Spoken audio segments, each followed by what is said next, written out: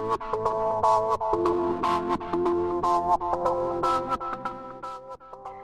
and welcome to the March April Easy, in which we feature the leading Americas operators. I'm here today talking to Toby Keir, who is the CEO of MRG and InMotion. Thank you so much for talking to me today, Toby. I'm delighted to have you.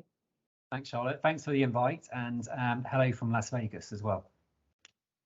I'm sure it's beautiful weather there, unlike it is in the UK. It's been raining all day, characteristically. So anyway, for the uninitiated, you assumed the role of CEO of MRG and InMotion fairly recently in November 2021, I believe, moving across from WH Smith, which I believe acquired MRG in December 2019 and InMotion in 2018. So I just wanted to find out from you how the last few months have been in the new role. Well, it's been warmer than the old role to start with. I'm going to start with that little joke.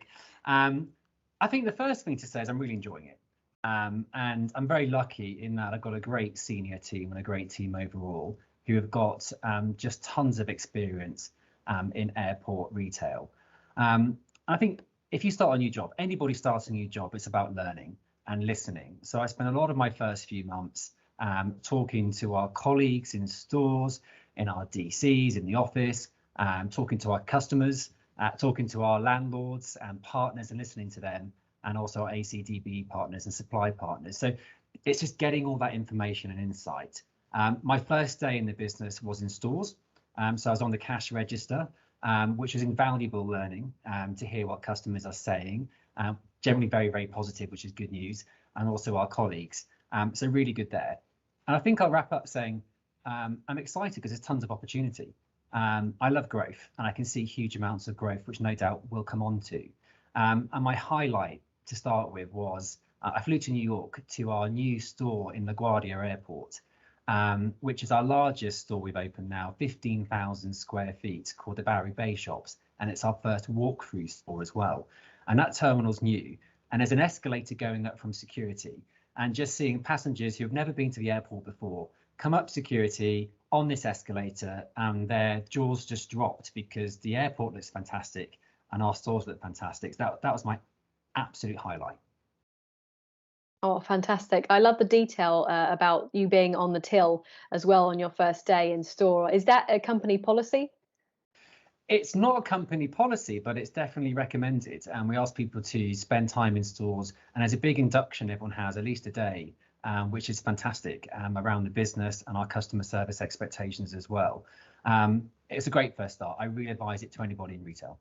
Mm-hmm. You've mentioned a little bit about moving on to my second question. You have mentioned some things here already, but backed by an extraordinary 19-year career with WH Smith already, what do you hope to bring to this role from all that experience you've gained so far? Yeah, I think I've just hit my 20-year anniversary now. So, and well, congratulations. Here's a little fact. WH Smith this year is 230 years old. So I've only been here for under 9% of the time.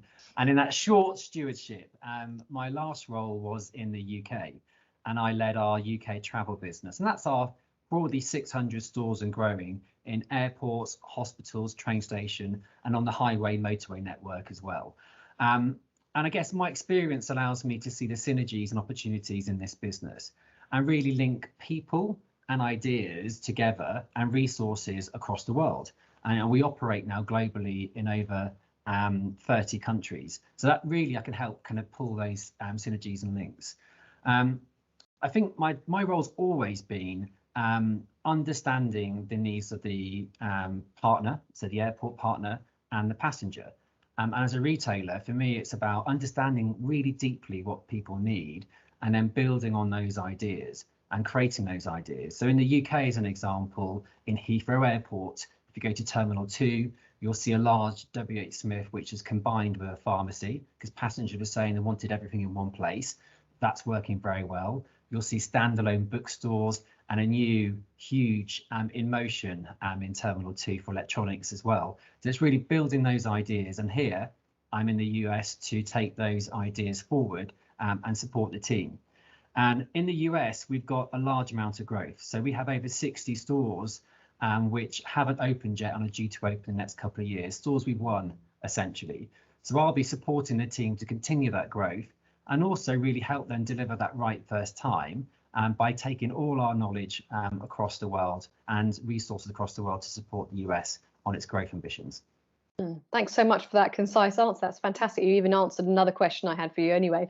In the past, I think travel retail environments, it's fair to say, in North America have been accused of not being at the same standard of duty-free environments in Europe and Asia, for instance. And obviously you have lots of experience in Europe itself, being with WH Smith. Do you think this is a fair appraisal today? And how do you hope to elevate retail in North America? Yeah. Good question. I would say there's examples of great and not so great everywhere in the world. That's one thing I've learned. No matter where you are, there's always going to be brilliant and not so brilliant. So I'll start with that. What I would come back to though is back to LaGuardia Airport in New York. And I would say our stores are best in class anywhere in the world. And I think the terminal's kind of best in class anywhere in the world. And what I do know is that in the US, there's significant, really significant infrastructure investment across airports.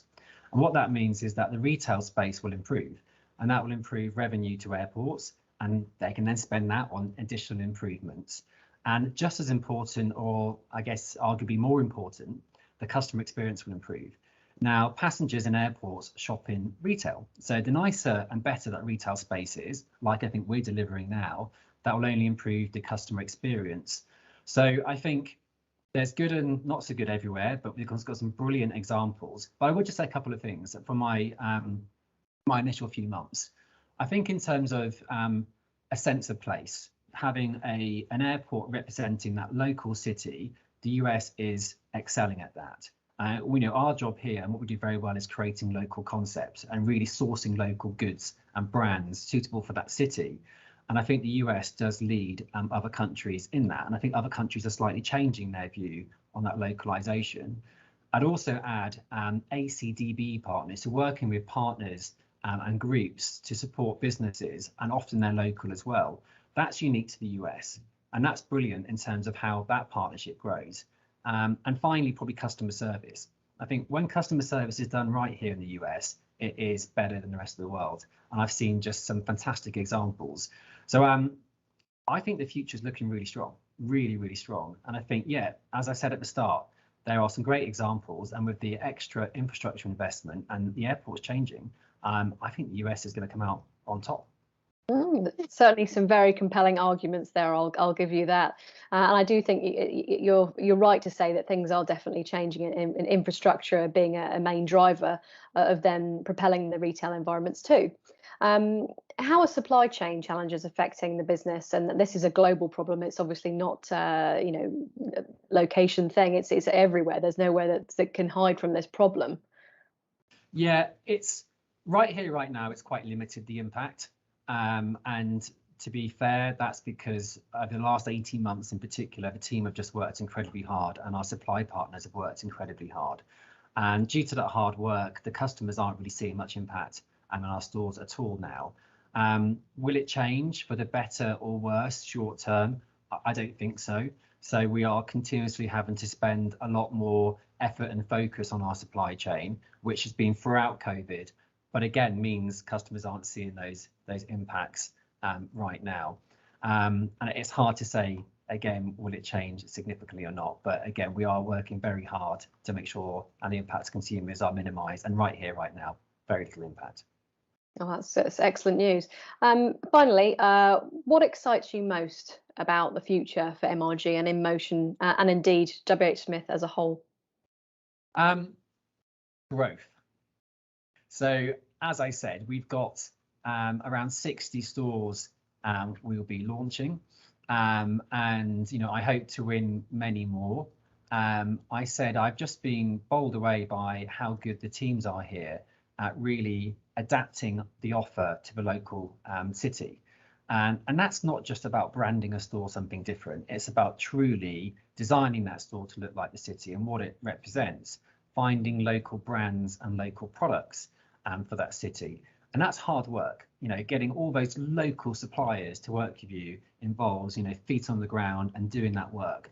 And I think that growth will continue. So there's definitely a whole element for me around growth, and then how I can support that as the CEO, pulling in all that resource, which I know in my head, we have it here in the team, and also we have globally. I think second, InMotion, so that's the electronics part of our business.